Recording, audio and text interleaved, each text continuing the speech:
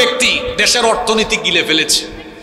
S Alam, city group, Salman, ওরে বাপ রে বাপ, এটা কারবার দেখছেন আপনারা? একদম সাফা চাট।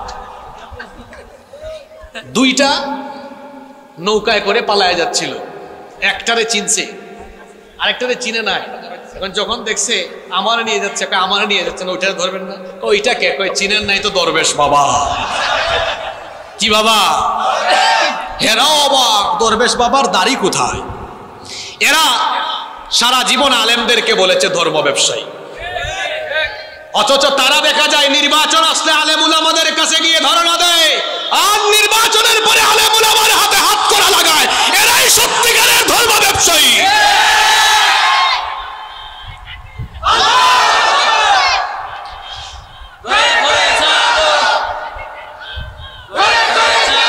এই নাফরমান কামটা করেছে কি দেখেছে? আর যারা আলেম উলামাদেরকে বেইজ্জত করেছে তারা এখন বেইজ্জত। আপনারা দেখেছেন আদালতে আলেম উলামাদেরকে দড়ি দিয়ে বেঁধে উঠানো, এখন তাদেরকেও দড়ি দিয়ে বাইন্দা চোরের মতো উঠানো হয়। তবে আলেম উলামাদেরকে যখন উঠানো হতো, মানুষ আলেম উলামাদেরকে আদালতের চত্বরে দেখলে নীরবে কাঁদতো আর সালাম দিত। আর এই শয়তানগুলোকে মানুষ আদালতের চত্বরে দেখলে চোর ডাকাত বলে গালি দেয় আর পচা ডিম ছুঁড়ে মারে, অনেককে আবার জুতার বাড়িও মারে। দেখেন নাই সিলেটের মানুষ কিভাবে মানিককে মেহমানদারি করেছে, ফাটাই ফেলছে একদম। وسندنا وحبيبنا وطبيبنا وطبيب أرواحنا محمدا عبد الله ورسوله أرسله بالحق بشيرا ونذيرا وداعيا إلى الله بإذنه وسراجا وقمرا منيرا. أما بعد فقد قال الله تعالى في كلامه المجيد وفي فرقانه الحميد. أعوذ بالله من الشيطان الرحيم. والضحى والليل إذا سجى ما ودعك ربك وما قلى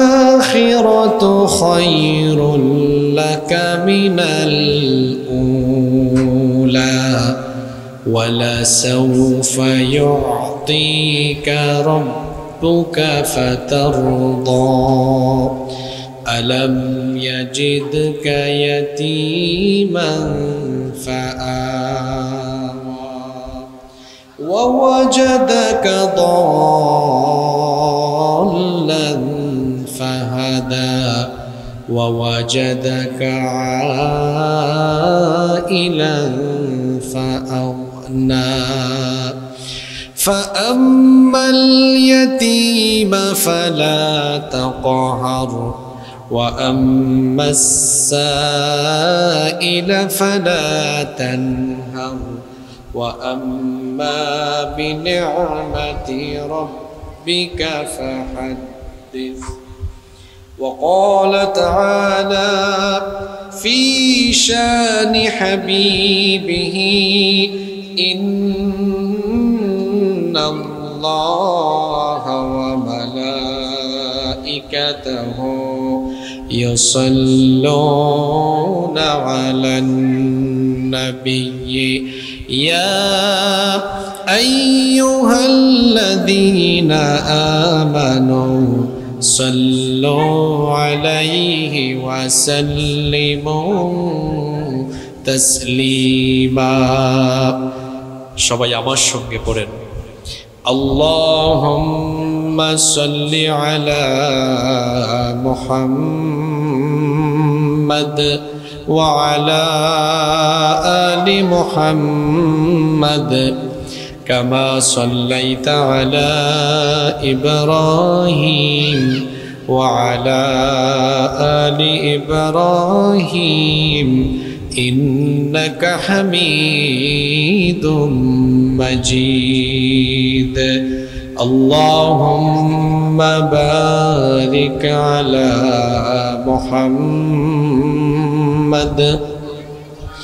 وعلى آل محمد كما باركت على إبراهيم وعلى آل إبراهيم إنك حميد مجيد ربي زدني علما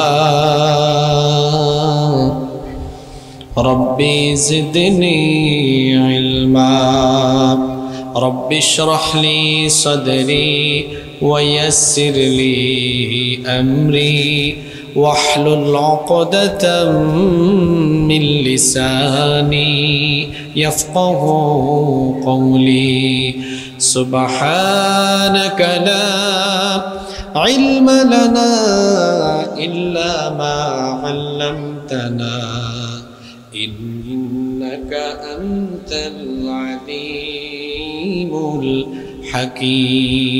الحكيم صدق الله العظيم হৃদয়ে মোহাম্মদ চেতনায় মোহাম্মদ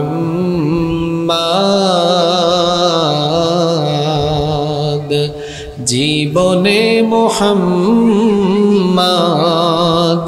মরণে মোহাম্মদ হৃদয়ে মোহাম্মদ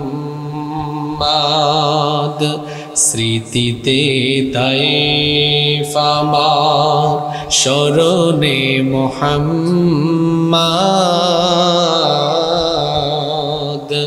বেদনায় উহুদ আমার প্রেরণায় মোহাম্মদ হৃদয়ে মোহাম্মদ কত ব্যথা কত ভাবে সয়েছ যে তুমি তোমারই খুনে লাল তায়েফের ভূমি কত ব্যথা কত ভাবে সয়েছ যে তুমি তোমারই খুনে লাল তায়েফের ভূমি ফেরেশতা এসে চায় শাস্তির হুকুম লৌহ মাখা মুহাম্মদ প্রাণেতে হাসরাত হে আল্লাহ দয়া করো এ তায়েফবাসী এরা চিনেনি যে আমি যে মুহাম্মদ হৃদয়ে মুহাম্মদ তোমারি নামে আসে মুক্তি জনতা শূন্য ধারা পায় শান্তি বারবার তোমারি পথে চলে কত প্রাণ ঝরে যায় কাঁদি আমি সারাক্ষণ আজ সেই বেদনায় তবু জানি খুন ঝরা এ পথ তায়েফের এটাই হলো রাহে মুহাম্মদ হৃদয়ে মুহাম্মদ नहीं दो जहां में मिसले मोहम्मद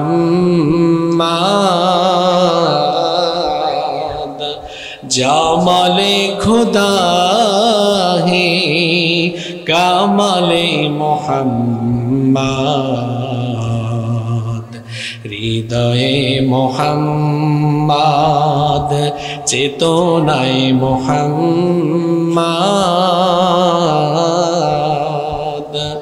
जीवने मोहम्मद मरणे मोहम्मद हृदये मोहम्मद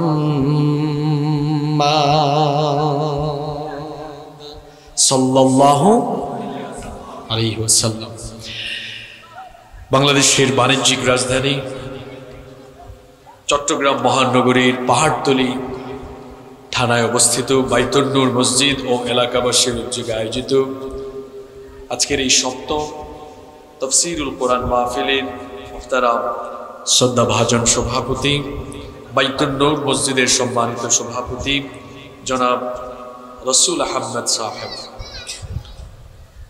আতালাল্লাহু আমরাহু ওয়া বারাকাল্লাহু ফি হায়াতিহি, আমরা সকলে পড়ি আমিন। উপস্থিত হযরত উলামায়ে কেরাম, আমার সামনে বসা পিতৃতুল্য সম্মানিত মুরব্বিয়ানে ইদাম, যুগে যুগে আল্লাহর জমিনে আল্লাহর দ্বীন প্রতিষ্ঠায় যারা অগ্রসেনানীর ভূমিকা পালন করেছেন, আমার কলিজার টুকরা প্রিয় যুবক, তরুণ এবং ছাত্র ভাইয়েরা, পর্দার অন্তরায় থেকে শ্রবণরতা সম্মানিতা মা এবং বোনেরা, উপস্থিত মিডিয়ার প্রিয় কর্মী এবং সাংবাদিক ভাইয়েরা, সিডিএ মার্কেটের সম্মানিত ব্যবসায়ী ভাইয়েরা, প্রিয় পাহাড়তলী তথা আমার প্রিয় চট্টলাবাসী, আপনারা সবাই কেমন আছেন? যারা পিছনে আছেন সবাই কেমন আছেন? আপনারা কি রাগ করেছেন? চুপচাপ কেন? সবাই ভালো আছেন? যাদের মুখ দিয়ে আলহামদুলিল্লাহ বের হলো না, এদেরকে এই অবস্থায় এখন পর্যন্ত বাঁচিয়ে রেখেছেন কি? এদের মুখ দিয়ে আল্লাহর নাম বের হয় না। এটার সাথে আল্লাহর শুকরগুজারি হলো না আল্লাহর সাথে নাশুকর হলো? আলহামদুলিল্লাহ অর্থ কি? শুকরিয়া কার? আমরা প্রতি মুহূর্তে আল্লাহর শুকরিয়া কেন জানাই? কারণ প্রতিনিয়তে প্রতিটি মুহূর্তে আমাদের উপরে নেয়ামতরাজি বর্ষণ করে যিনি আমাদেরকে বাঁচিয়ে রাখছেন তিনি কে? এই যে বেঁচে থাকার জন্য আমরা অক্সিজেন গ্রহণ করি, অক্সিজেন ছাড়া কি আপনারা বেঁচে থাকতে পারবেন? আপনারা প্রতিদিন কতটুকু কি পরিমাণ অক্সিজেন গ্রহণ করেন? বর্তমান বিজ্ঞান গবেষণা করে বলছে একজন সুস্থ স্বাভাবিক মানুষ প্রতিদিন প্রায় 500 থেকে 600 লিটার অক্সিজেন গ্রহণ করে। আল্লাহু আকবার! 500 থেকে 600 লিটার অক্সিজেনের বাজার দর কত? প্রায় 5 থেকে 6 লক্ষ টাকা। অক্সিজেন যদি প্রতিদিন কিনে কিনে আমাদের জীবন বাঁচানো লাগতো, বাপ দাদা 14 গোষ্ঠীর সম্পদ বিক্রি করেও অক্সিজেন কিনে বেশি দিন বেঁচে থাকা যেত? কথা বলেন, বেঁচে থাকা যেত? তো এই অক্সিজেনের নেয়ামত ফ্রি দিয়ে আমাদেরকে যিনি বাঁচিয়ে রাখছেন তিনি কে? সেই আল্লাহ যিনি আমাদেরকে বাঁচিয়ে রেখে আজকের এই সুন্দর আয়োজনে শামিল হওয়ার তৌফিক দিয়েছেন, সেই আল্লাহর জন্য পড়ছি আলহামদুলিল্লাহ। দুরুদ এবং সালাম পেশ করছি সর্বকালের সর্বযুগের সর্বশ্রেষ্ঠ মহামানব নবিয়ুনা ওয়া সাইয়্যিদুনা ওয়া কুদওয়াতুনা মুহাম্মাদুর রাসূলুল্লাহ সাল্লাল্লাহু আলাইহি ওয়াসাল্লামের প্রতি, যাকে আল্লাহ তাআলা মানব জাতির হেদায়েতের জন্য প্রেরণ করেছেন। আল্লাহুম্মা সাল্লি ওয়া সাল্লিম ওয়া বারিক আলা নাবিয়িনা মুহাম্মদ। আমরা সকলে পড়ি সাল্লাল্লাহু আলাইহি ওয়াসাল্লাম। সম্মানিত উপস্থিতি, আমরা নতুন বাংলাদেশে নতুন একটি পরিবেশ পেয়েছি আলহামদুলিল্লাহ। বিগত 1.5 যুগ বাংলাদেশে এমন একটি কঠিন পরিস্থিতি আমরা অতিবাহিত করেছি, যেই পরিস্থিতিতে এ ধরনের আয়োজন করা এটা ছিল চ্যালেঞ্জিং ব্যাপার। গান বাজনা কনসার্ট এগুলো হরহামেশা আয়োজন করা যেত, কিন্তু তাফসির মাহফিল, কোরআনের মাহফিল, মিলাদ মাহফিল, সিরাত মাহফিল এগুলো আয়োজন করা এটা ছিল চ্যালেঞ্জের ব্যাপার। কারণ যারা ছিল, যারা পালিয়ে তাদের মামু বাড়ি গিয়েছে, তারা মাহফিলের নাম শুনলেই তাদের টেনশন অটোমেটিকলি বেড়ে যেত। কোরআনের মাহফিলের উপরে এক ধরনের কঠোর বিধিনিষেধ তারা আরোপ করে দিয়েছিল। মাহফিল যারা আয়োজন করতেন তাদেরকে বলা হতো অনুমতি ছাড়া মাহফিল করা যাবে না। আপনারা আমাকে বলেন তো, জমিনটা কার? এই কোরআন কার? আল্লাহর জমিনে আল্লাহর কোরআনের কথা বলা হবে, আল্লাহর কোনো গুলামের কাছ থেকে পারমিশন নেওয়ার দরকার আছে? থানায় যে ওসি বসা, পাহাড়তলি থানার ওসি, সেও তো গুলাম, আমিও গুলাম, সবাই গুলাম কার? তা আমরা সবাই আল্লাহর গুলাম। মালিকের কথা বলার জন্য কি কোনো গুলামের কাছ থেকে গিয়ে পারমিশন আনার দরকার আছে? বিধিনিষেধ আরোপ করে দেওয়া হয়েছে। আবার আমাদেরকে, আমরা যারা কথা বলতাম, স্টেজে ওঠার আগে এক শ্রেণীর চোর, ডাকাত, দুর্নীতিবাজ স্টেজের পেছনে আমাদেরকে সবক পড়াতো, এটা এটা বলবেন, এটা এটা বলবেন, এই জিনিসগুলো দয়া করে বলবেন না। এ ধরনের ইনস্ট্রাকশন দিয়ে দেওয়া হতো। কোরআন সুন্নাহর আলোচনা কিভাবে হবে এটা কি কোনো নেতা নেত্রী ঠিক করে দিবে? কোরআন সুন্নাহর আলোচনা হবে কোরআন সুন্নাহর ভিত্তিতে। কোনো নেতা নেত্রীর মন মানসিকতা বা তার চিন্তা চেতনার আলোকে আল্লাহর কোরআনের মাহফিল চলতে পারে না। অতিরিক্ত বাড়াবাড়ির পরিণতি কি হলো?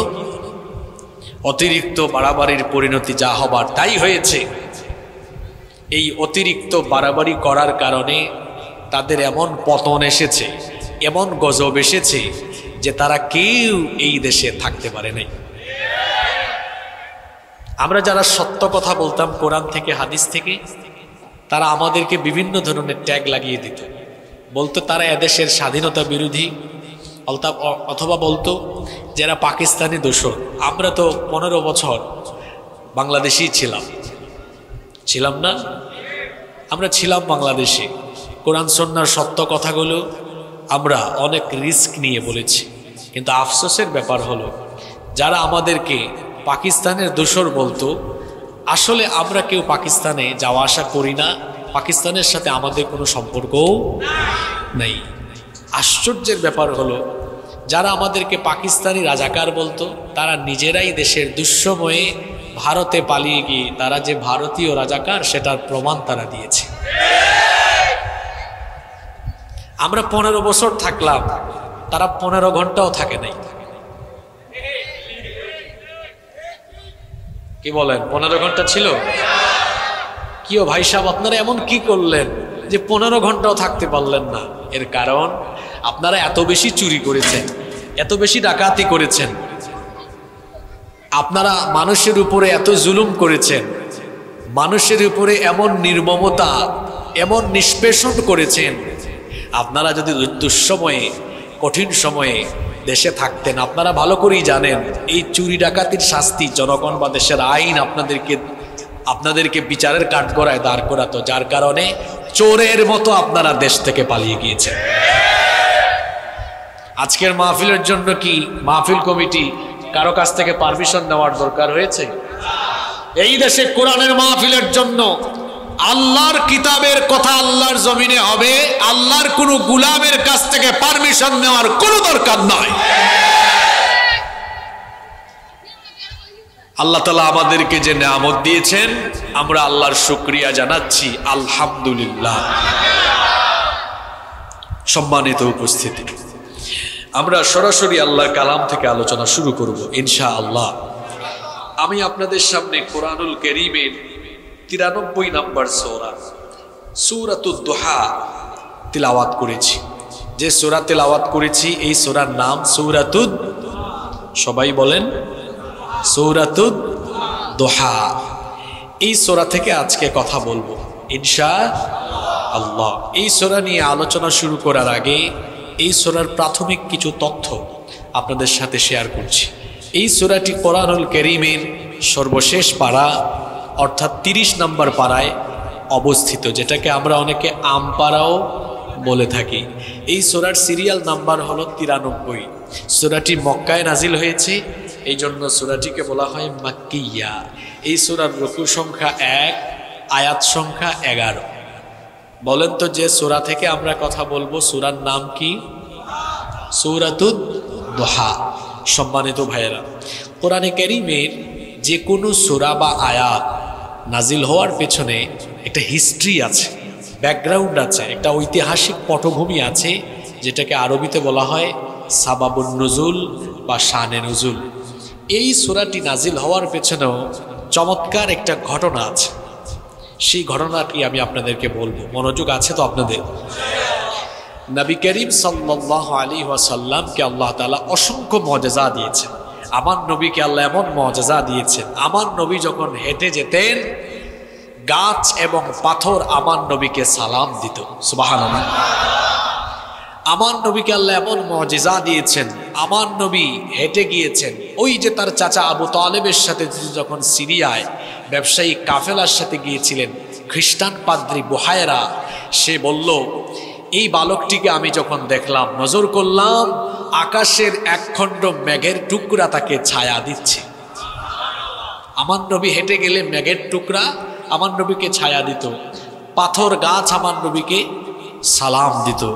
আমার নবীকে আল্লাহ এমন মুআজিজা দিয়েছেন, আমার নবীর হাতের আঙ্গুলের ইশারায় আকাশের চাঁদ 2 টুকরা হয়েছে। আল্লাহু আকবার। এ ধরনের অসংখ্য মুআজিজা আমার নবীকে যিনি দান করেছেন, জোরে বলেন তো তিনি কে? আমার নবীকে আল্লাহ যত মুআজিজা দিয়েছেন তার মধ্যে সেরা এবং শ্রেষ্ঠ মুআজিজার নাম কি? মাশাআল্লাহ, মাশাআল্লাহ। বলেন, শ্রেষ্ঠ মুআজিজার নাম কি? আল কোরআন। আমার নবী আমাদেরকে রেখে, আমাদেরকে ফেলে তিনি মদিনা মুনাওয়ারায় রওজা পাকে শুয়ে আছেন, কিন্তু আমাদেরকে দিয়ে গিয়েছেন আল্লাহর কিতাব। এটা আল্লাহর নবীর জীবন্ত মুআজিজা। আল্লাহু আকবার। এই কোরআন নাজিল হয়েছে কার তরফ থেকে?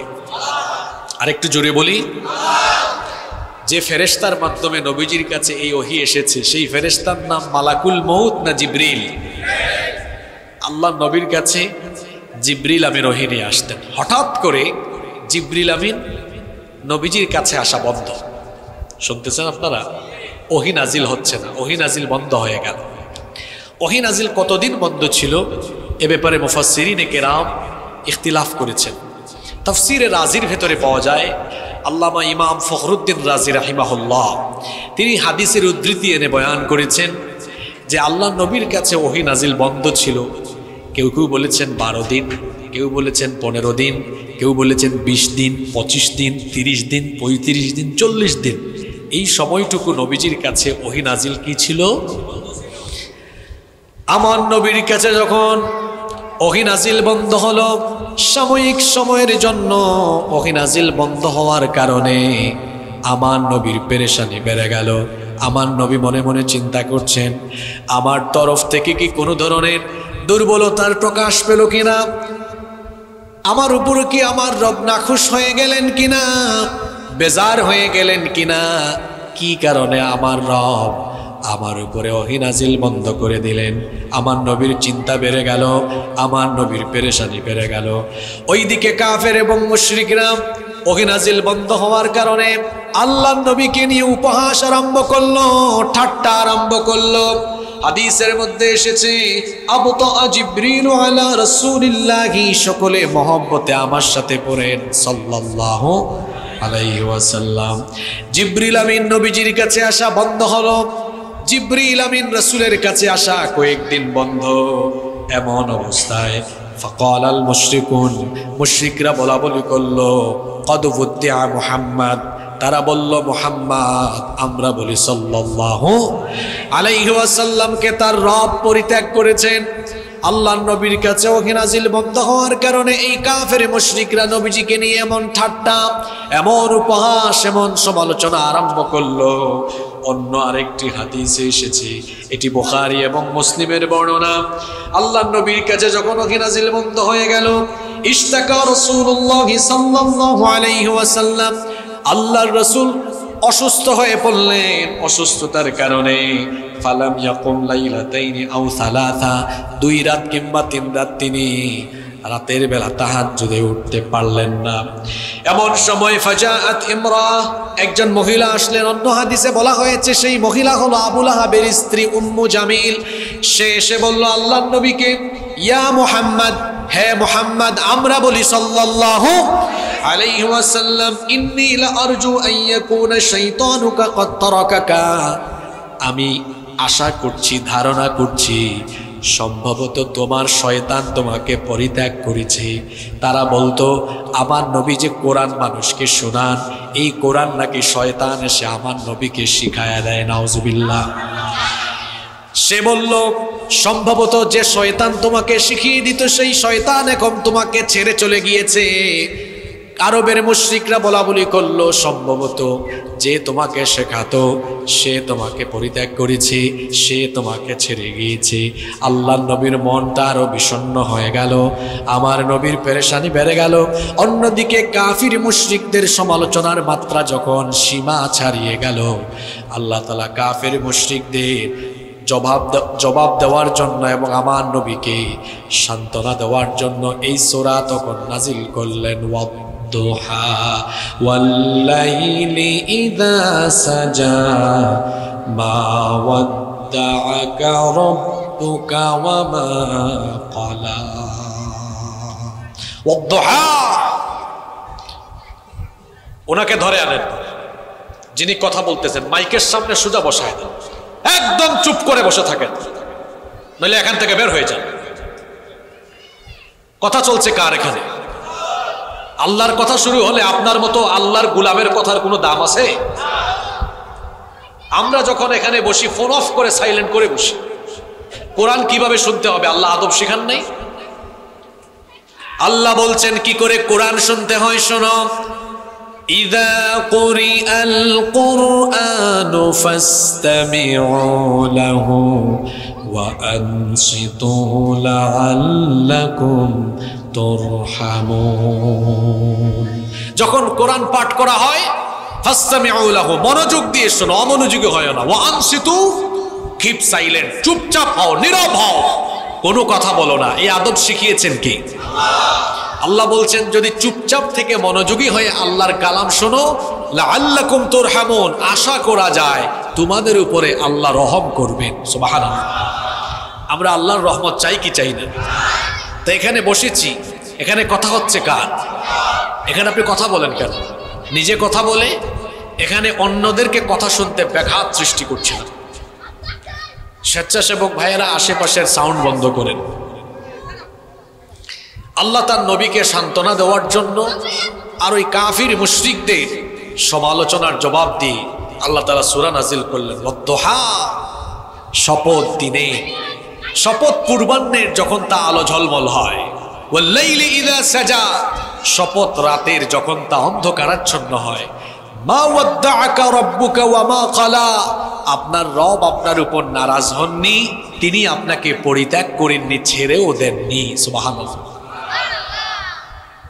আল্লাহর নবী ভেবেছিলেন আল্লাহ মনে হয় আমাকে ত্যাগ করেছেন, আর কাফিররাও ভেবেছিল আল্লাহ তার নবীকে ছেড়ে দিয়েছেন। আল্লাহ এখানে দিন এবং রাতের কসম করে বললেন, ও আমার হাবিব, আমি আপনার উপর নারাজ হইনি, বেজার হইনি, আমি আপনাকে ছেড়েও দেইনি। সুবহানাল্লাহ। কথা বুঝে থাকলে বলেন তো, আল্লাহ তার নবীকে ছেড়ে দেননি এবং নারাজ হননি, এই কথাটা বলার জন্য আল্লাহ কসম করেছেন কয়বার? মাহফিলে বিরানি আছে, হ্যাঁ, এরা বিরানি পার্টি, এরা শ্রোতা না। কথা বলছেন আমার, ওদের মনোযোগ নাই, বেশিরভাগের উদ্দেশ্য বিরানি হইতে পারে। এত সুন্দর করে কোরআন টু কোরআন আলোচনার পরে জবাব পাইলাম না। একদম আয়াতও ক্লিয়ার, অনুবাদও ক্লিয়ার, ঘটনাও ক্লিয়ার, কিন্তু উত্তর ক্লিয়ার না। তার মানে ভিতরের মধ্যে আমি এরকমই যেটা বলি সুদা সবটা বলে ফেলি, নতুবা যেখানে শ্রোতার মনোযোগ থাকে প্রশ্ন করলেই জবাব পাওয়া যায়। তাহলে আমি কি শেষ করে দিয়ে বিরানি আনাই ফেলবো? হ্যাঁ, ও বাজি মুখে দিয়ে হতা বাইন নইব। হ্যাঁ, আল্লাহ কসম করেছেন কয়বার? 2 বার। আল্লাহ দিনের কসম করেছেন, তারপরে রাতের কসম করেছেন। প্রথমে বললেন ওয়াদ্দুহা, শপথ পূর্বাহ্নে যখন তা আলো ঝলমল হয়, শপথ দিনে, ওয়াল্লাইলি ইযা সাজা, শপথ রাতের যখন তা অন্ধকার হয়ে যায়। কাফিররা বলে আমি আপনাকে ছেড়ে দিয়েছি, আর আপনিও ভাবছেন আমি আপনার উপর নারাজ হয়ে গিয়েছি। না, মা ওয়াদ্দাআকা রাব্বুকা ওয়া মা ক্বালা, আপনার রব আপনার উপর নারাজ হননি, আপনাকে পরিত্যাগও করেননি। সুবহানাল্লাহ। কসম হলো কয়বার? এখন প্রশ্ন হলো, আল্লাহ তার নবীকে ছেড়ে দেননি, পরিত্যাগ করেননি, নারাজও হননি, এটা বলার আগে আল্লাহ কেন দিনের কসম এবং রাতের কসম করলেন? এটার কারণ আছে না নাই? আপনারাও তো মাঝে মাঝে কসম করেন না? আল্লাহর কসম আর আপনাদের কসম কি একরকমের?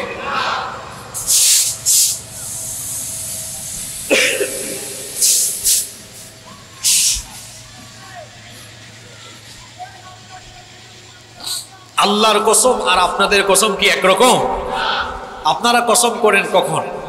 কোনো একটি কথাকে মানুষের সামনে বিশ্বাসযোগ্য বা মজবুত হিসেবে তুলে ধরবার জন্য। আর আল্লাহ যখন কসম করেন তখন তিনি কসমের পরে যা বলেন সেটার সাথে রিলেটেড সামঞ্জস্যপূর্ণ কোনো বিষয়ের কসম করে সেটার গুরুত্ব মানুষকে বুঝিয়ে দেন। তবে আমরা কসম করার ক্ষেত্রে অনেক সময় মারাত্মক ভুল করে থাকি। সেটা কি? আমরা অনেকে বলি আমার বাবার কসম, মায়ের কসম, দাদার কসম, দাদির কসম, কাবার কসম, রসুলের কসম, আমার বউয়ের কসম, বাচ্চার কসম, নাতির কসম। এই যে বিভিন্ন ধরনের কসম সমাজে প্রচলিত আছে। আল্লাহর হাবিব জনাবে মুহাম্মদুর রাসূলুল্লাহ সাল্লাল্লাহু আলাইহি ওয়াসাল্লাম বলেছেন, মান হালাফা বিগাইরিল্লাহি ফাকাদ আশরাকা, যে ব্যক্তি আল্লাহ ব্যতীত, আল্লাহ ছাড়া অন্য কারো নামে শপথ করলো, কসম করলো, সে আল্লাহর সাথে শিরক করলো। গুনাহের তালিকায় সবচেয়ে বড় গুনাহের নাম কি? জোরে বলতে হবে। তাহলে আল্লাহ ছাড়া অন্য কারণ নামে কসম করলে কি হয়? তাইলে আল্লাহ ছাড়া অন্য কারো নামে কসম করা যাবে? আমরা যদি কসম করার দরকার হয় কসম করব কার নামে? আল্লাহ বুঝার তৌফিক দেন। আল্লাহ এখানে কসম করছেন দিনের কসম, রাতের কসম। প্রথমে দিন, এরপরে। এখন প্রশ্ন হলো যে হুজুর আল্লাহ এখানে দিনের কসম কেন করলেন আর রাতের কসমই বা কেন করলেন? আপনাদের কি মনে হয় এমনি কসম করা হয়েছে না কারণ আছে? আছে। সেই কারণটা কি?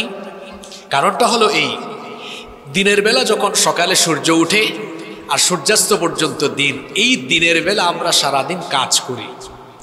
কাজ করার পরে রাত আসে।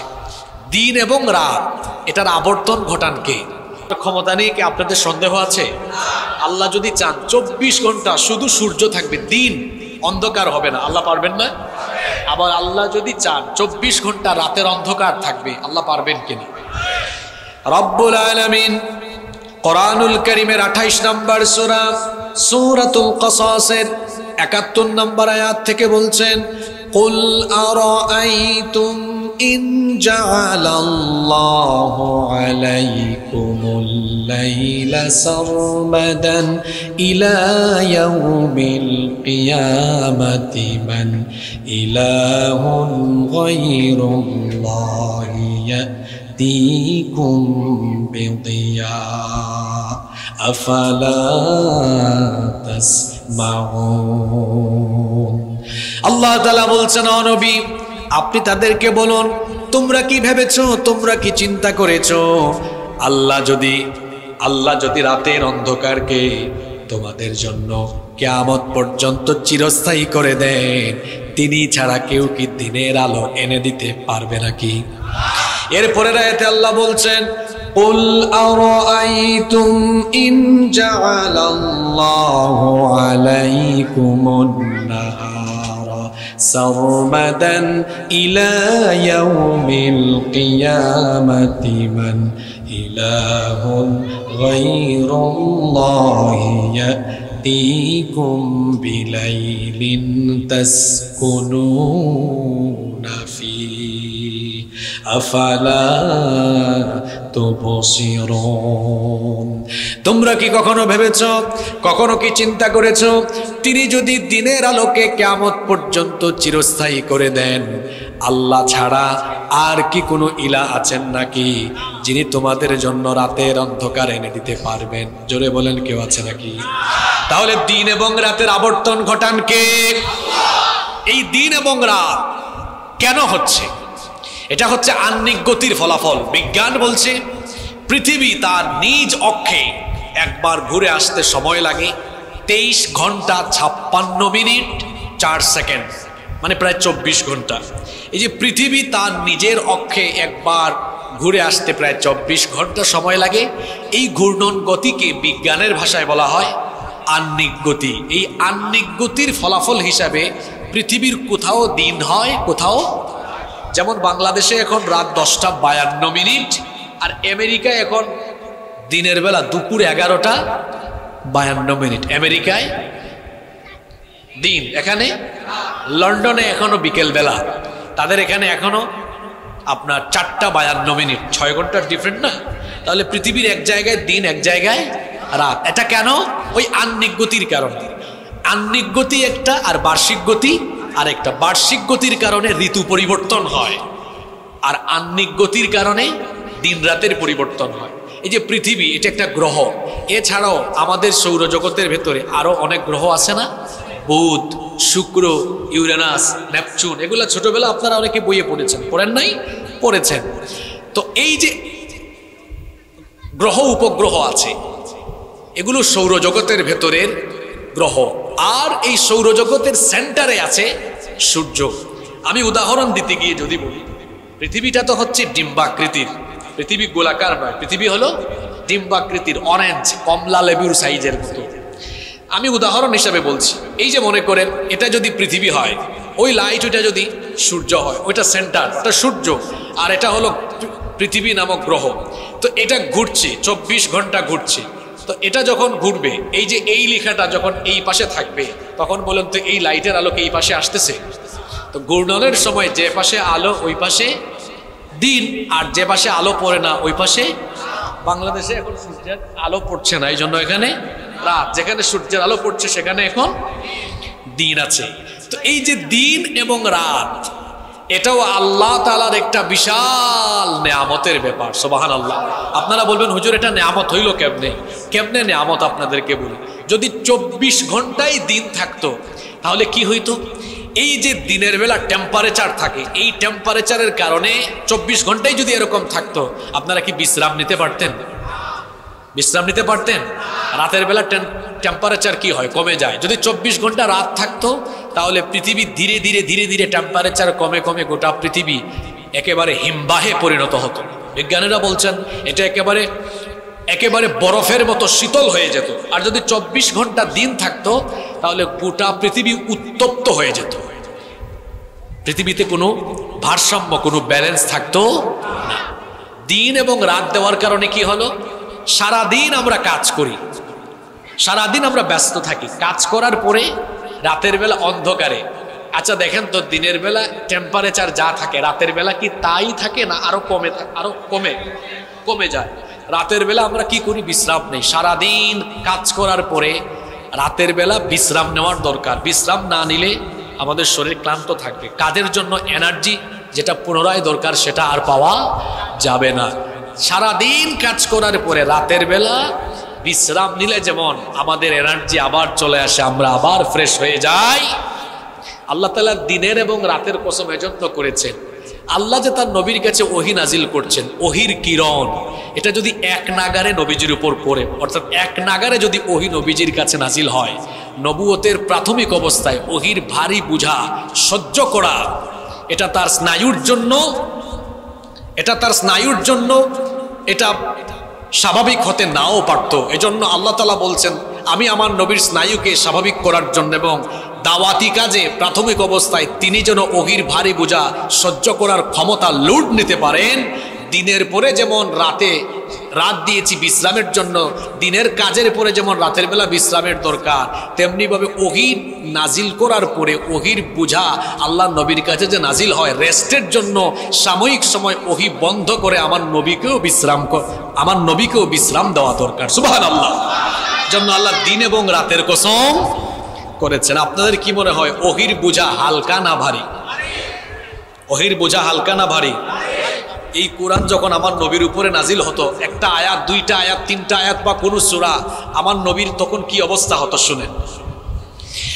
আমার নবীর কাছে যখন ওহী নাজিল হতো, ওহীর ভারী বোঝায় আমার নবীর অবস্থা তখন কি হতো শুনেন। আল্লাহ নবীর সাহাবী যায়েদ ইবনে সাবিত রাদিয়াল্লাহু আনহু তিনি বলছেন, উনজিলা আলা রাসূলিল্লাহি সাল্লাল্লাহু আলাইহি ওয়াসাল্লাম ওয়া ফাখিযুহু আলা ফাখিযি ফাকাদাত তারুদ্দ ফাখিযি। তিনি বলছেন একবার আমার উরুর সাথে উরু লাগানো অবস্থায় আল্লাহ নবীর কাছে ওহী নাজিল হলো।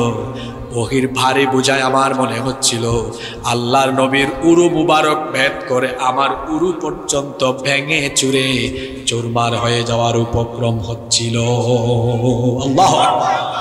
আমাদের মা উম্মুল মুমিনিন আয়েশা রাদিয়াল্লাহু আনহা তিনি বলেছেন, লাকাদ রাআইতুহু আলাইহিল ওয়াহী ফিল ইয়াউমিশ শাদীদিল বারদি ফায়াফসিমু আনহু ওয়া ইন্না জাবিনাহু লায়াতাফাসসাদু আরাকা।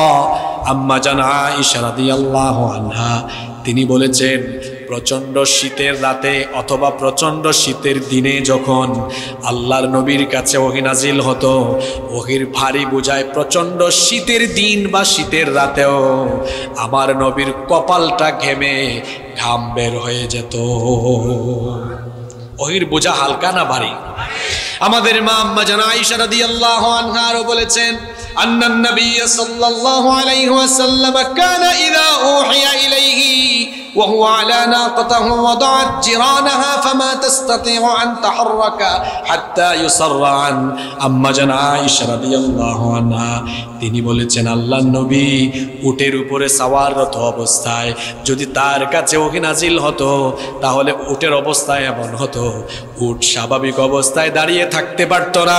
আল্লাহর নবী উটের উপরে থাকা অবস্থায় যদি ওহী নাজিল হতো, উট তখন তার বুক মাটির সাথে ঠেকিয়ে দিত। ওহী নাজিল বন্ধ হতো না যতক্ষণ উট নড়াচড়া করতে পারত না ততক্ষণ। এই রকম যদি নবুয়তের প্রাথমিক অবস্থায় আল্লাহর নবীর কাছে এক নাগারে কন্টিনিউয়াসলি ওহী নাজিল হতে থাকে, আমার নবীর তো কষ্ট হতো। দিন যদি 24 ঘন্টা থাকে মানুষ যেমন ক্লান্ত হয়ে যাবে, ঠিক তেমনি ওহী যদি এক নাগারে নবীর উপর নাজিল হতে থাকে আল্লাহর নবীর কষ্ট হবে। আল্লাহ তো তার নবীকে সম্মান দিয়েছেন, মর্যাদা দিয়েছেন। দিনের কাজের পরে যেমন রাতের জন্য বিশ্রামের দরকার, ঠিক তেমনি এক নাগারে ওহী নাজিল না করে ওহী নাজিলের পরে সাময়িকভাবে ওহী বন্ধ করে আল্লাহর নবীকে বিশ্রাম দেওয়া দরকার। এজন্য আল্লাহ দিন রাতের কসম করে কাফের মুশরিকদের সমালোচনার জবাব যেমন দিয়েছেন, তেমনি তার নবীকেও সান্ত্বনা দিয়েছেন। ও নবী, দিনের পরে যেমন রাতের দরকার, ঠিক তেমনি ওহী নাজিলের পরে আপনার জন্য কিছু সময় ওহী বন্ধ করে বিশ্রামের দরকার। এর কারণ এই না যে আমি আপনাকে ছেড়ে দিয়েছি বা পরিত্যাগ করেছি, আমি আপনাকে ছেড়েও দেই নাই, পরিত্যাগও করি নাই। সুবহানাল্লাহ। এর পরের আয়াতে আল্লাহ তাআলা বলছেন, এখানে আরেকটা কথা বলে রাখি, আল্লাহ নবীর কাছে ওহী নাজিল কিছু সময় বন্ধ ছিল। এই যে ফাতরাতুল ওয়াহী, ওহীর অবতরণ বন্ধ ছিল দুইবার। সূরা মুদ্দাসসির নাজিল হওয়ার আগেও কিছুদিন ওহী নাজিল বন্ধ ছিল, আর আরেকবার সূরা দোহা নাজিল হওয়ার আগে আরো কিছুদিন ওহী নাজিল বন্ধ ছিল। এই যে আল্লাহর নবীর কাছে কিছুদিন ওহী আসে নাই, এই জন্য আল্লাহর নবীর পেরেশানি কম ছিল না বেশি ছিল? আর একটু জোরে বলতে হবে। ওহী আসে না, পেরেশানি।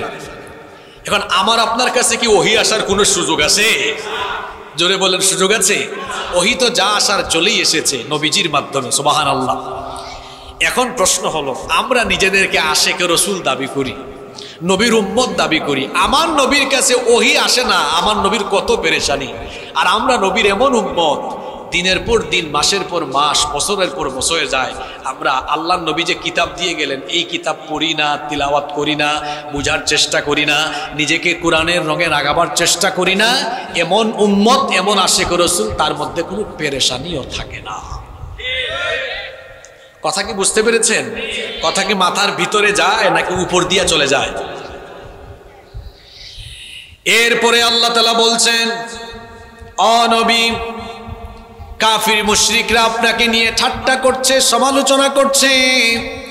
এই সময়টা আপনার জন্য বড় কঠিন, আপনার জন্য বড় দুর্দিন, কিন্তু সামনের যে সময় আসতেছে সেটা হলো আপনার জন্য, ইসলামের জন্য সুদিন।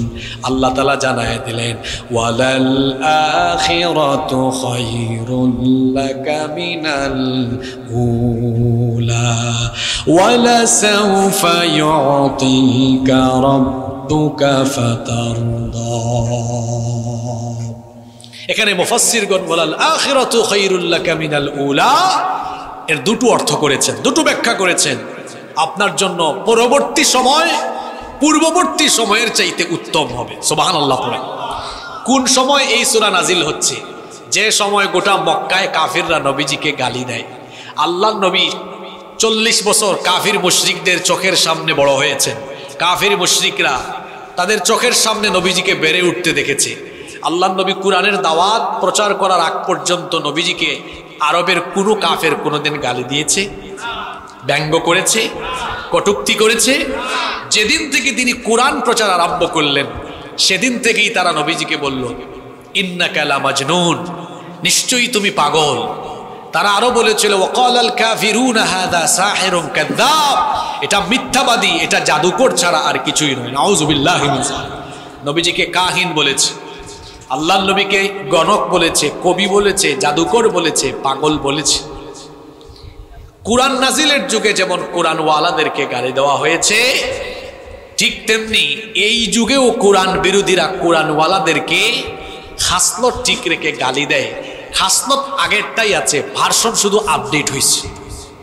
ভার্সন কি হয়েছে?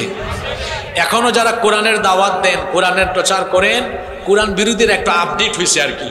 ওই যুগের কোরআন বিরোধীরা গালি দিত মিথ্যাবাদী, জাদুকর, কবি, গণক। আর এই যুগের কোরআন বিরোধীরা আলেম ওলামাদেরকে, কোরআনের দায়ীদেরকে গালি দেয় জঙ্গি, জঙ্গি, স্বাধীনতা বিরোধী, যুদ্ধাপরাধী। আইফোন প্রতি বছরই আসে, নাম আইফোন, শুধু মডেল আর ভার্সনটা কি হয়? 11, 12, 13, 14, 15, 16, তাই না? ভার্সন বা মডেল চেঞ্জ হয়, নাম, কাজ। কোরআন বিরোধীদের খাসলত ঠিক আছে। 1500 বছর আগে তারা যেভাবে কোরআনওয়ালাদেরকে গালি দিত, 1500 বছর পরেও তারা কোরআনওয়ালাদেরকে গালি দেয়। খাসলত ঠিক আছে, শুধু গালির নমুনা। জোরে বলেন, কি বলেন? গালি দেয় নাই? কোরআনের শ্রেষ্ঠ খাদেম, বাংলাদেশে যিনি সবচাইতে বেশি সময় ধরে কোরআনের দাওয়াত দিয়েছেন, গোটা বিশ্বব্যাপী যিনি মুসলিম উম্মার কাছে পরিচিত এবং জনপ্রিয়, কোরআনের খাদেম শহীদ আল্লামা দেলওয়ার হোসেন সাঈদীকে ফ্যাসিস্টরা যুদ্ধাপরাধ, মানবতা বিরোধী নাটক মঞ্চস্থ করে তার চরিত্র হননের চেষ্টা করেছে। খাসলত ঠিক আছে, ভার্সন শুধু।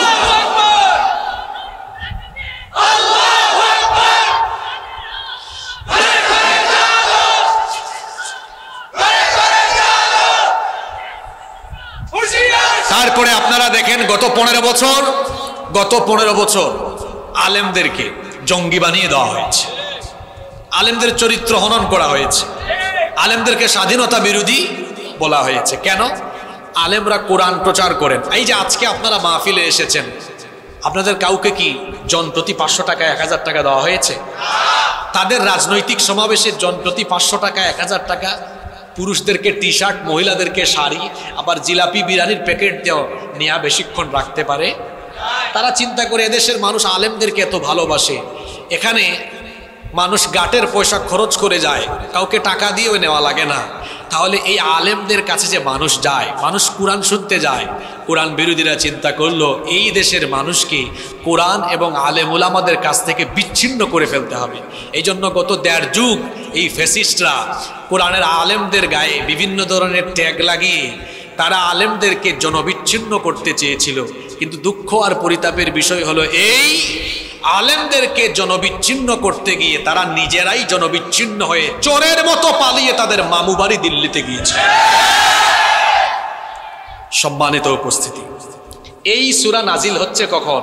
যখন আল্লাহর নবীকে গালিগালাজ করা হচ্ছে, চতুর্দিকে মুসলমানদেরকে নিয়ে টিটকারি মারা হচ্ছে, টিটকারি মারা হচ্ছে, বলা হচ্ছে দেখো আরবের বুকে তারা নতুন দিনের দাওয়াত সূচনা করেছে। পাগলের দল, নাউযুবিল্লাহি মিন।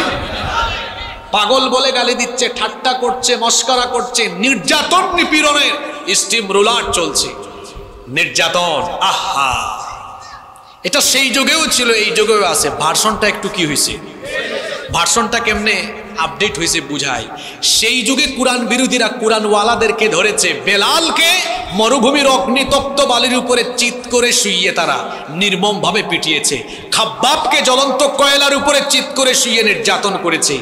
আর এই যুগে আমরা গত 1.5 বছর, গত 1.5 যুগ 15 বছর আমরা দেখেছি কোরআন বিরোধীরা নির্যাতন এই খাসনত ঠিক রেখেছে, ভার্সন শুধু আপডেট করেছে।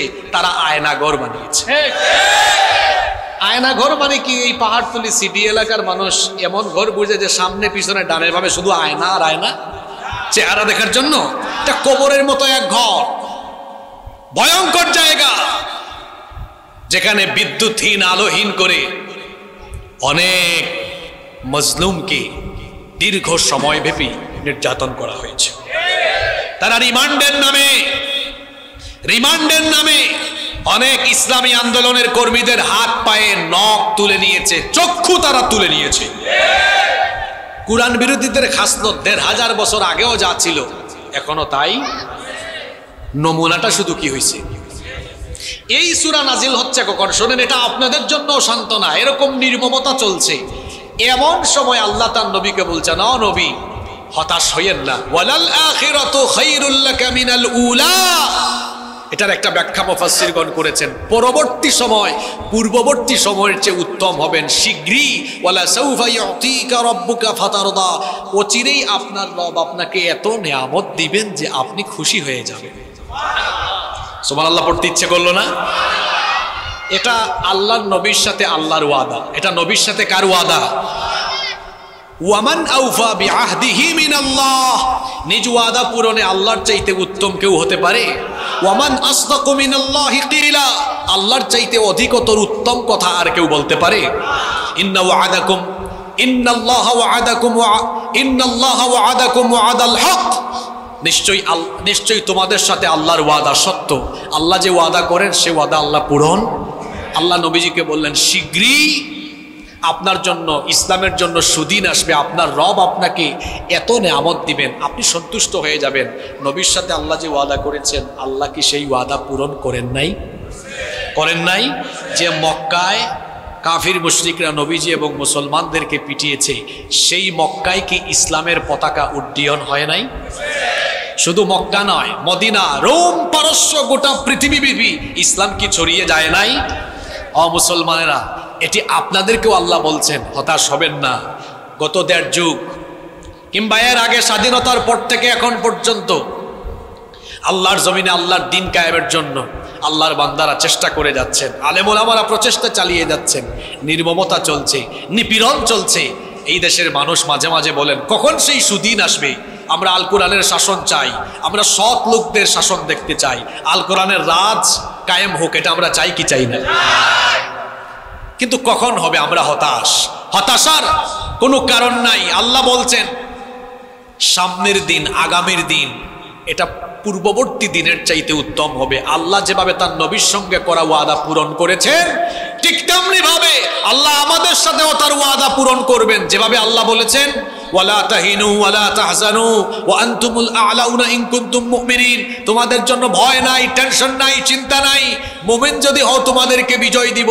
আল্লাহ তার ওয়াদা পূরণ করবেন, অবশ্যই পূরণ করবেন, এতে কোনো সন্দেহ গত জুলাই আগস্টে হয়েছে এক গণবিপ্লব, এটা কোনো ইসলামী বিপ্লব নয়। তবে খুব শীঘ্রই বাংলাদেশে আরেকটি বিপ্লব হবে, সেটা হবে ইসলামী বিপ্লব ইনশাআল্লাহ। এটা খুব সন্নিকটে। আলেম উলামা এবং ইসলামী দলসমূহের মধ্যে ঐক্যের প্রচেষ্টা চলছে। এই ঐক্য যখন মজবুত আকার ধারণ করবে, আগামী দিনে বাংলাদেশে কোরআনের শাসন, আল কোরআনের শাসন কায়েম হবে ইনশাআল্লাহ। আপনারা কি এই দেশে আল কোরআনের শাসন চান না? এই দেশ স্বাধীন হয়েছে 54 বছর হয়ে গিয়েছে।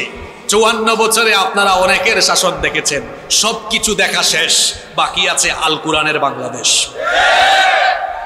এই 54 বছরে আপনারা কি দেখেছেন? চুরি ডাকাতি দেখেছেন, দুর্নীতি দেখেছেন, লুটপাটের মহোৎসব দেখেছেন। এই দেশকে উন্নয়ন আর সমৃদ্ধির জায়গায় নিয়ে যেতে হলে আল্লাহর কিতাবের শাসন আর কোরআনওয়ালা লোকদের নেতৃত্বের কোনো বিকল্প নাই। এই দেশে আলেমরা দুর্নীতি করেছে এরকম কোনো প্রমাণ আছে? আপনারা জানেন এই দেশে বিভিন্ন ইসলামী দল আছে। বিভিন্ন ইসলামী দলের অনেক ব্যক্তিগণ এবং অনেক আলেম ওলামাগণ বাংলাদেশের তৃণমূল পর্যায় থেকে পার্লামেন্ট, এমনকি মিনিস্ট্রি পর্যন্ত দায়িত্ব পালন করেছেন, করেন নাই? অনেক আলেম ওলামা এবং ইসলামী দলের অনেক ব্যক্তিরা ইউনিয়ন পরিষদের মেম্বার, চেয়ারম্যান, উপজেলা পরিষদের চেয়ারম্যান, ভাইস চেয়ারম্যান, পৌরসভা, সিটি কর্পোরেশনের কাউন্সিলর, মেয়র, পার্লামেন্ট মেম্বার, এমনকি মিনিস্ট্রির গুরুত্বপূর্ণ দায়িত্ব পালন করেছেন। আপনারা বলেন আজ পর্যন্ত একজন আলেম দায়িত্ব পালন করে শেষে চুরি করে বিদেশে পালিয়ে গিয়েছেন, কিংবা একজন আলেমকে এই দেশের আদালত দুর্নীতির কারণে আদালতে তুলতে পেরেছে, এমন কোন নজির আছে? ফখরুদ্দিন মঈনুদ্দিনের আমলে মনে আছে আপনাদের? 111-এর সময়ে আওয়ামী লীগ, বিএনপি, জাতীয় পার্টির অনেক নেতারা যখন বাড়ি থেকে পালিয়ে গিয়েছে, সেই সময় ইসলামপন্থীরা গুরুত্বপূর্ণ মন্ত্রণালয় পরিচালনা করেছিল। তারা কেউ দেশ ছেড়ে পালিয়ে যায়নি। ফখরুদ্দিন মঈনুদ্দিনের সরকারও 1 টাকার দুর্নীতি তাদের বিরুদ্ধে প্রমাণ করতে পারে নাই। কি বুঝলেন এখান থেকে? এই দেশ শুধুমাত্র আলেম উলামা এবং ইসলামপন্থীদের কাছে নিরাপদ। এই দেশের উন্নয়ন, অগ্রগতির কথা বলে, মানুষের ভাগ্যের উন্নয়নের কথা বলে আমরা দেখেছি গত 54 বছর ধরে যারাই আসে তারা এসে মানুষের ভাগ্যের উন্নয়ন ঘটানোর পরিবর্তে নিজেদের ভাগ্যের উন্নয়ন ঘটায়। এই চট্টগ্রামের এক ভূমিক্ষেপু ভূমিমন্ত্রী, তার নাম কি? সাইফুজ্জামান, মরহুম আখতারুজ্জামানের ছেলে সাইফুজ্জামান। কি কাজটা করেছে! জুতার দাম কত জানেন? হ্যাঁ, কেউ জানেন না? আপনারা কেউ জানেন না? কে বলছে 2.5 লাখ? 6,500 পাউন্ড। এটাকে টাকায় কনভার্ট করেন ক্যালকুলেটর, প্রায় 8 লক্ষ টাকার উপরে হওয়ার কথা। কোন যুগে আছেন? কত টাকা? ইন্না লিল্লাহি ওয়া ইন্না ইলাইহি রাজিউন। মাত্র হাতে গোনা কয়েকজন ব্যক্তি দেশের অর্থনীতি গিলে ফেলেছে। S Alam, city group, Salman, ওরে বাপ রে বাপ, এটা কারবার দেখছেন আপনারা? একদম সাফা চাট। 2টা নৌকায় করে পালায় যাচ্ছিল, একটারে চিনছে আরেকটারে চিনে নাই। এখন যখন দেখছে আমারে নিয়ে যাচ্ছে, আমারে নিয়ে যাচ্ছে না, ওইটা ধরবেন না? ওইটা কে? কই চিনেন নাই তো দরবেশ বাবা। কি বাবা? হেরাও অবাক, দরবেশ বাবার দাড়ি কোথায়? এরা সারা জীবন আলেমদেরকে বলেছে ধর্ম ব্যবসায়ী, অথচ তারা দেখা যায় নির্বাচন আসলে আলেম উলামাদের কাছে গিয়ে ধরনা দেয়, আর নির্বাচনের পরে আলেম উলামার হাতে হাত করা লাগায়। এরাই সত্যিকারের ধর্ম ব্যবসায়ী।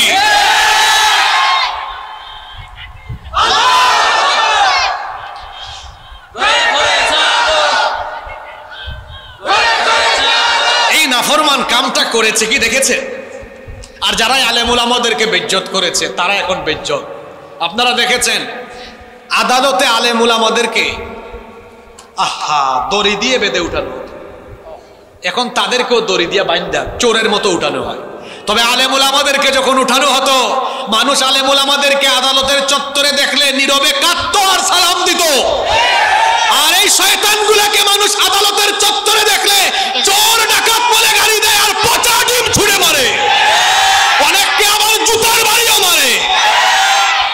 নাই সিলেটের মানুষ কিভাবে মানিককে মেহমানদারি করেছে, ফাটাই ফেলছে একদম। বুঝেন নাই? ফাটাই ফেলছে একদম। আমার বাড়ি কোথায় জানেন আপনারা? আমাদের সিলেটের মানুষ খুব অতিথি পরায়ণ, কি সুন্দর মেহমানদারি করেছে, একদম ফাটাই ফেলছে। যারাই আলেমুল আমাদেরকে অসম্মান করেছে, আজ আল্লাহ তাদেরকে এই জমিনে অসম্মান করে বেইজ্জত করে ছেড়ে দিচ্ছে। আমি বলছিলাম 54 বছর ধরে আমাদেরকে সমৃদ্ধির স্বপ্ন দেখিয়ে, আমাদের ভাগ্য উন্নয়নের স্বপ্ন দেখিয়ে যারাই আসে নিজেদের ভাগ্যের উন্নয়ন ঘটায়, আমাদের আর ভাগ্যের কোনো উন্নয়ন। এজন্য বীর চট্টলা সহ গোটা বাংলাদেশের মানুষকে আজ এই কথা হৃদয় দিয়ে উপলব্ধি করতে হবে, এই দেশের সত্যিকারের সংস্কার আর এই দেশকে সত্যিকার ভাবে বৈষম্যহীন করতে হলে ইসলামের অনুশাসন, আল্লাহর কিতাবের শাসন আর সৎ লোকদের নেতৃত্ব ছাড়া এর কোনো বিকল্প নয়। এজন্য আগামীর বাংলাদেশে আমরা আলেম উলামা আর আল্লাহর কোরআনের শাসন দেখতে চাই। রাজি আছেন তো সবাই? নাকি মাহফিলেই শুধু ঠিক ঠিক? আমরা বাস্তবেও যেন এমন থাকতে পারি। আল্লাহ কবুল করে নাও। ওয়ালা সাউফা ইউতিকা রাব্বুকা ফাতারদা, শীঘ্রই আপনার রব আপনাকে এত বেশি নেয়ামত দিবেন যে আপনি খুশি হয়ে যাবেন। সুবহানাল্লাহ। আল্লাহ যে তার নবীকে দিবেন, আল্লাহ এবার স্মরণ করাই দিচ্ছেন, নবী আগেও দিয়েছি, সামনেও দিব। আগে যে আল্লাহ দিয়েছেন এবার স্মরণ করাই দিচ্ছেন। যারা পারেন আমার সাথে পড়েন। আল্লাহ বলছেন আগেও তো দিয়েছি। কেমনে দিয়েছি? আল্লাহ বলছেন আলাম ইয়াজিদকা ইয়াতীমান ফাআওয়া, ও নবী আমি কি আপনাকে এতিম অবস্থায় পাইনি? আর এতিম অবস্থায় পেয়ে আমি কি আপনার উত্তম আশ্রয়ের ব্যবস্থা করিনি? আল্লাহর নবী তো এতিম ছিলেন, জন্মের আগেই তিনি তার পিতাকে হারিয়ে পিতৃহারা এতিম হয়ে গেলেন। বাপ হারা এতিম হয়ে আল্লাহর নবী দুনিয়াতে আগমন করলেন। আহারে, বাপ হারিয়ে বাপের এতিম হয়ে দুনিয়াতে আসলেন। দুনিয়াতে আসার পরে আল্লাহর নবীর নাম রাখা হলো, আল্লাহর নবীর দাদা আব্দুল মুত্তালিব নাম রাখলেন মুহাম্মদ। আমরা বলি সাল্লাল্লাহু আলাইহি ওয়াসাল্লাম। এর আগে আরবে কারো নাম কখনোই মুহাম্মদ রাখা হয় নাই। আল্লাহু আকবার। সেই যুগে যারা শহরে বসবাস করতেন তাদের নিয়ম ছিল শহরের রোগবালাই থেকে শিশুদেরকে হেফাজত করার জন্য তারা তাদের শিশুদেরকে মরুভূমির বেদুইন অঞ্চলে ধাত্রী মহিলাদের কাছে বাচ্চাদেরকে পাঠিয়ে দিতেন, যাতে মরুভূমির রুক্ষ আবহাওয়ায় বাচ্চারা অত্যন্ত সুঠাম এবং শক্তিশালী হয়ে বেড়ে ওঠে। আল্লাহর নবীর বেলায় তাই হলো। আল্লাহর নবীর দাদা আব্দুল মুত্তালিব আল্লাহর নবীর জন্য, শিশু নবীজির জন্য ধাত্রী মহিলার সন্ধান করছেন, কিন্তু এতিম বাচ্চা, এতিম শিশু দেখে কোনো ধাত্রী নারী এগিয়ে আসে না। কারণ সবার মনে আশঙ্কা, যেহেতু এতিম বাচ্চা, এটাকে যদি আমরা দুগ্ধ পান করাই পারিশ্রমিক কম পাবো। তায়েফ থেকে বনু সাদ গোত্রের একদল নারীরা মক্কায় এসেছিলেন দুগ্ধ শিশু তালাশের জন্য। এতিম বাচ্চা, অসহায় বাচ্চাদের শেষে এলেন বনু সাদ গোত্রের সৌভাগ্যবতী সেই নারী হালিমাতুস সাদিয়া। দুর্ভিক্ষের কারণে তার গাধা তখন জরাজীর্ণ এবং হালকা পাতলা হয়ে গিয়েছিল, ধীর গতি ছিল, যার কারণে তিনি বিলম্ব করে সবার শেষে এসেছিলেন। তিনি এসে দেখলেন পয়সাওয়ালার ঘরের সকল সন্তানদেরকে, শিশুদেরকে অন্যান্য নারীরা নিয়ে গিয়েছেন। তিনি লক্ষ্য করলেন পয়সাওয়ালার ঘরের আর কোনো শিশু নাই। আব্দুল মুত্তালিব লক্ষ্য করে বললেন, আমার ঘরে একটা এতিম শিশু আছে, এতিম একটা বাচ্চা আছে, বেশি টাকা পয়সা দিব না, যদি দেখে দয়া হয় মায়া হয় তো নিয়ে যাও। হালিমাতুস সাদিয়া তিনি তার স্বামীর সাথে পরামর্শ করলেন, আমরা তো সবার শেষে এসেছি, এখন আমরা খালি হাতে যদি ফিরে যাই একেবারে শূন্য হাতে চলে যাব, কিন্তু এই এতিম শিশুটাকে যদি নেই, টাকা পয়সা যা পাইলাম তো পাইলাম, খালি হাতে ফিরে যাওয়ার চাইতেও এটা কল্যাণকর হবে। তার স্বামী তাকে সম্মতি দিলেন। হালিমাতুস সাদিয়া এবার মা আমেনার ঘরে ঢুকে আমার নবীর চেহারার দিকে যখন তাকালেন, আমার নবীকে কোলে নিয়ে যে তিনি যখন আমার নবীর চেহারার দিকে তাকালেন, তিনি তখন বললেন, আমি শিশু নবীজির চেহারার দিকে তাকিয়ে আমার কাছে মনে হলো আসমানের চাঁদ আমার কোলে ধরা দিয়েছে। হালিমাতুস সাদিয়া বলছেন, আমি যখন শিশু নবীর চেহারার দিকে তাকালাম, আমার কাছে মনে হলো আসমানের চাঁদ আমার ঘরে চলে এসেছে। আল্লাহু আকবার। আমার নবীকে আল্লাহ এত সুন্দর করে বানিয়েছেন, এই দুনিয়ার অর্ধেক সৌন্দর্য আল্লাহ তাআলা ইউসুফ নবীকে দান করেছেন, আর দুনিয়ার পুরো সৌন্দর্য আল্লাহ আমার নবীকে দান করে দিয়েছে। হালিমাতুস সাদিয়ার তত্ত্বাবধানে লালিত পালিত হচ্ছেন।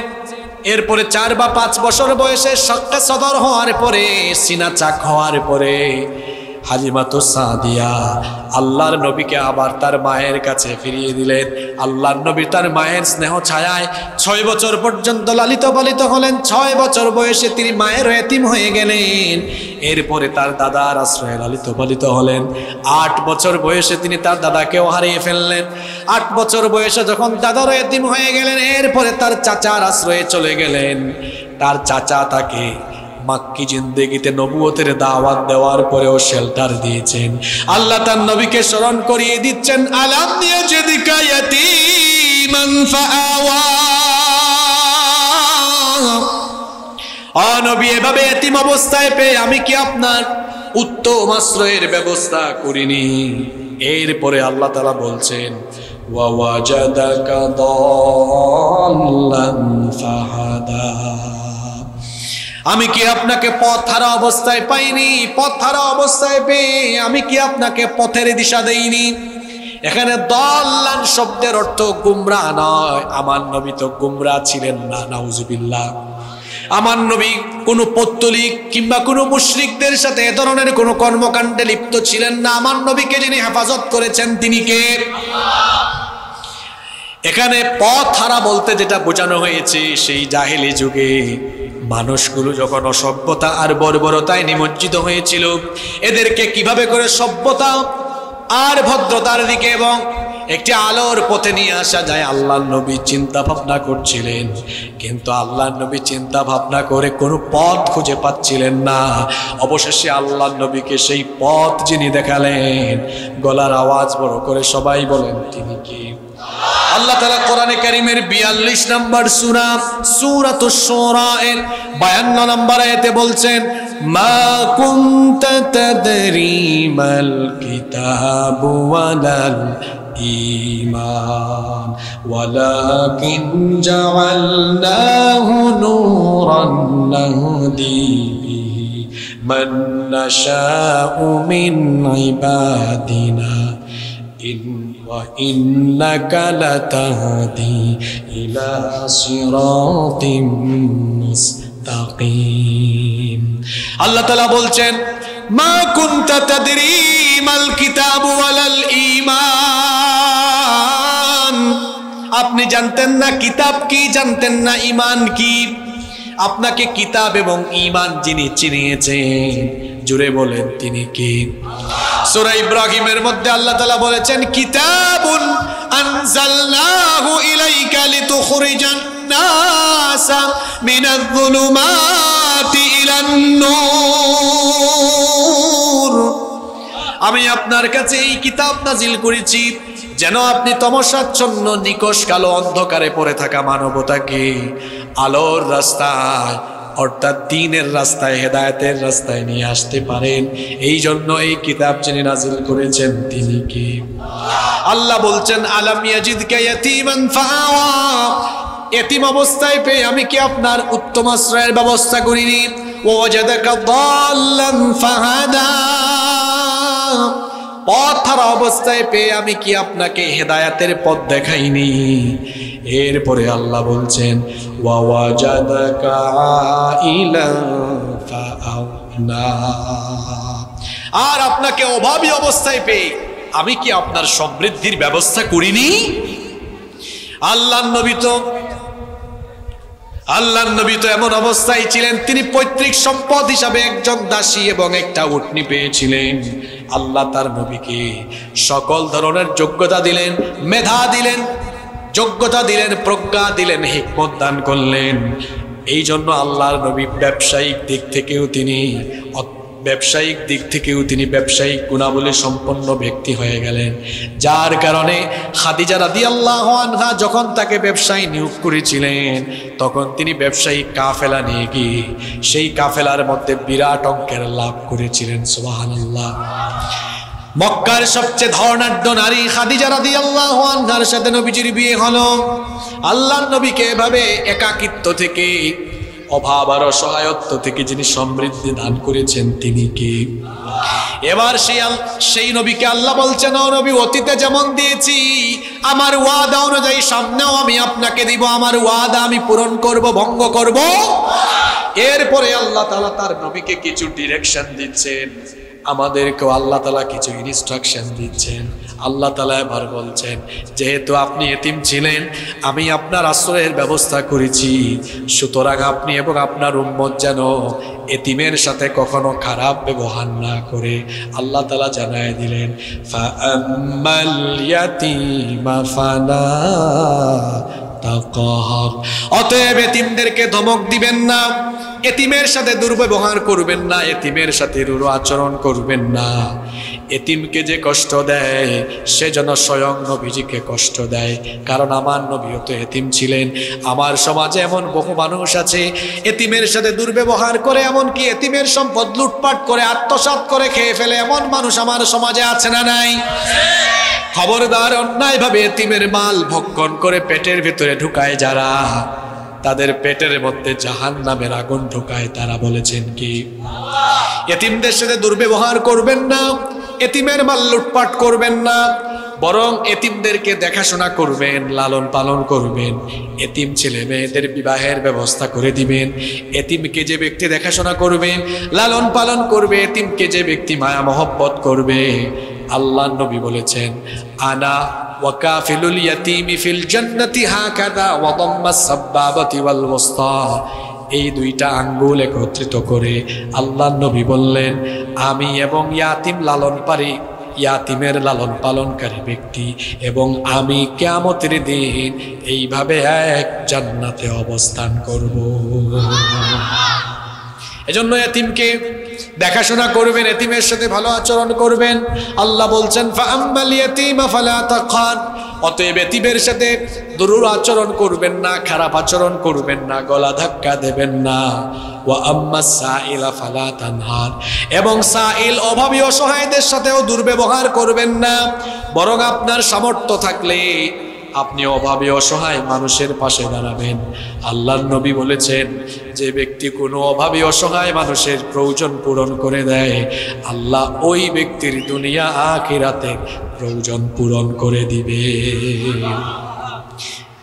যাদেরকে আল্লাহ তাআলা সম্পদ দিয়েছেন, আল্লাহ বলেছেন, ওয়াফি আমওয়ালিহিম হাক্কুল লিসাইলি ওয়াল মাহরুম।